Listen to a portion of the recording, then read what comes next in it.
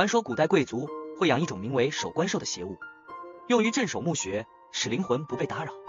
这天，一群摸金贼来到一座尘封古墓，盗贼一下便破了障眼法，使棺材显露出来。可正当他们以为的时候，棺盖突然炸开，一个人影从棺中站起，竟是一只傀儡护卫。护卫力大无穷，刀枪不入，盗贼付出巨大的代价才勉强镇住了他。但还没来得及喘口气，真正的守关兽出现了，竟是一只长有6翅的巨大蜈蚣。首领一看自知不敌，他让同伴先跑，独自留下对抗蜈蚣，最终被蜈蚣残杀。时间一晃几十年，当年的摸金贼已经老去，双目失明，从此只能以算命为生，人称陈瞎子。这天，陈瞎子照常算命，却来了一个特殊的客人，拥有摸金校尉之称的盗墓高手胡八一。胡八一说，他兄弟大金牙在一次盗墓中染上剧毒，需要一颗千年内丹解毒，而他打听到陈瞎子手上有千年内丹的线索。可还没等陈瞎子开口，有个女人打断了他们。老胡，出事了，胖子让乔二爷的人给带走了。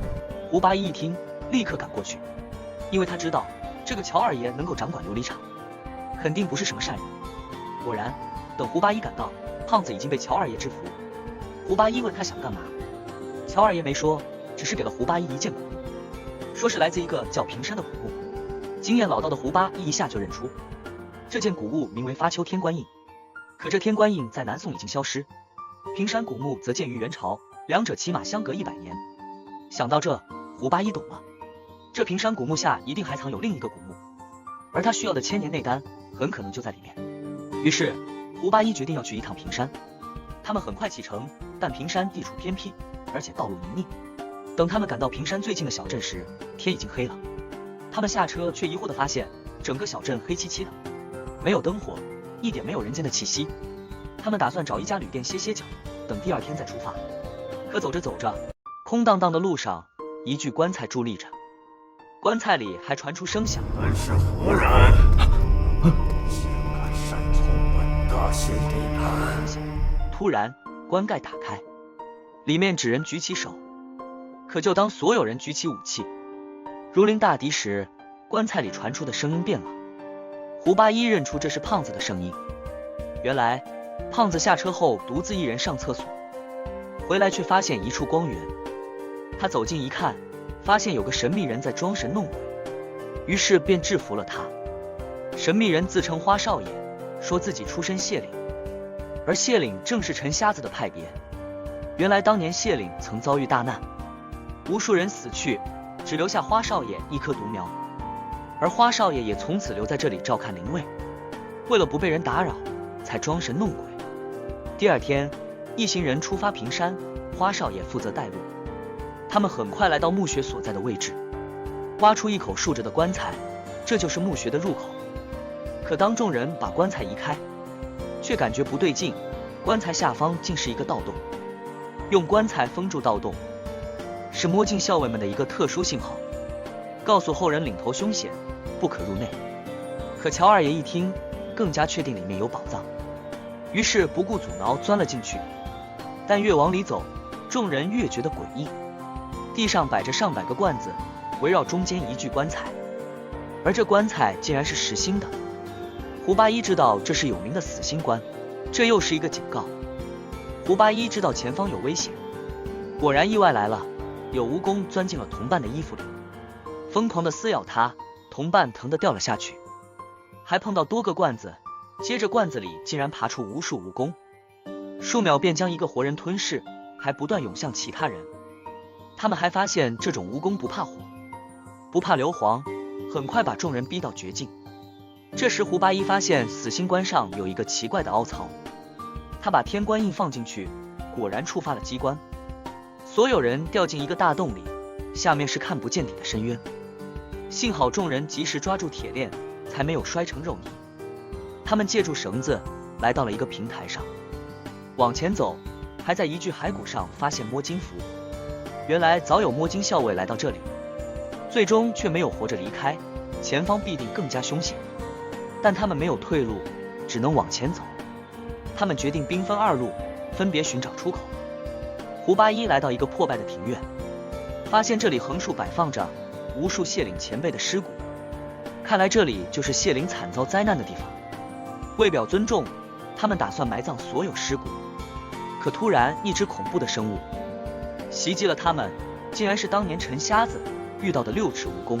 当年的六翅蜈蚣没有死，还变得更加凶猛，随便一咬一扯，便将雪莉杨整个甩飞。幸好胡八一偷袭了他，三人才有机会逃走。但六翅蜈蚣很快又追了上来，胡八一触发弓箭机关，打中了他，但他外壳异常坚硬，没受一点伤害。没办法，胡八一与雪莉杨对视一眼，然后立马往桥上冲去。六翅蜈蚣果然冲向他，雪莉杨看准时机，触发机关把桥毁了。蜈蚣最终掉下深渊，他们终于安全了。另一边，胖子和乔二爷来到古墓深处，竟再次发现摸金校尉的尸体。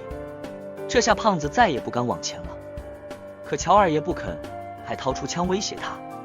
终于露出真面目，原来他的最终目的是为了找到平山的第二个墓，而这个墓的主人是秦国名将白起。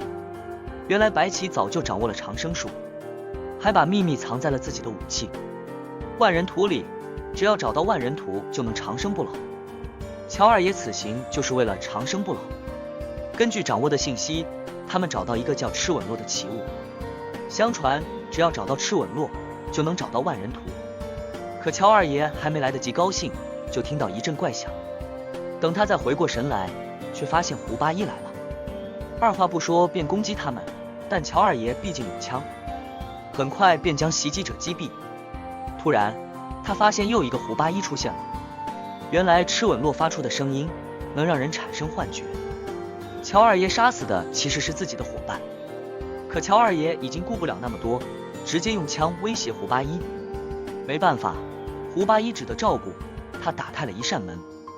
众人来到了一个巨大的机关前，这是传说中天衣无缝的天衣果，而打开天衣果的方法只有一个，就是献出一名摸金校尉的性命。胡八一知道乔二爷不达目的绝不罢休，他只能献出自己的性命，才能让伙伴活下来。于是他冲向悬崖就要跳下去，突然一根绳子缠住他，把他拉了回来。还没等他反应过来，胖子便先他一步跳了下去。胖子知道这对情侣还有很长的路要走，自己才是最好的选择。果然，天衣果打开了，两人被威胁着继续向前。众人很快来到洞穴最深处，尽头坐着一具尸体，抱着的正是万人图。乔二爷走上前要拿走万人图，可这时剑上突然散发出一股邪气，古人尸骨瞬间消失，只留下一把武器。乔二爷赶紧让手下拿布把剑包起来，可当乔二爷把武器交给手下时，手下猛一拔刀，杀死了他。原来手下早已看不惯乔二爷，如今宝藏的手就把他杀了。手下还想把其他人都杀掉，可他没注意到的是，死去的乔二爷动了，他的手瞬间变得极其狰狞，一下站起，整个人仿佛成了恶鬼。手下用枪打他，没伤到乔二爷分毫，还被一刀捅死。接着乔二爷开始攻击其他人，以一敌三，也丝毫不落下风。更让人绝望的是，被乔二爷杀死了手下，也变成恶鬼站了起来，是万人图的怨气，让被他所杀的人变成了恶鬼。就在这时，一条绳子突然将乔二爷拉走，竟然是胖子，他被六翅蜈蚣救了。原来守关兽真正的用途不是镇守安宁，而是为了不让埋葬之物重现光明。最终守关兽被乔二爷杀死，但胡八一也捉住机会杀死了乔二爷，一切终于结束。其实世上从没有所谓的长生术，唯一长生的或许只有人心中永不止息的欲望吧。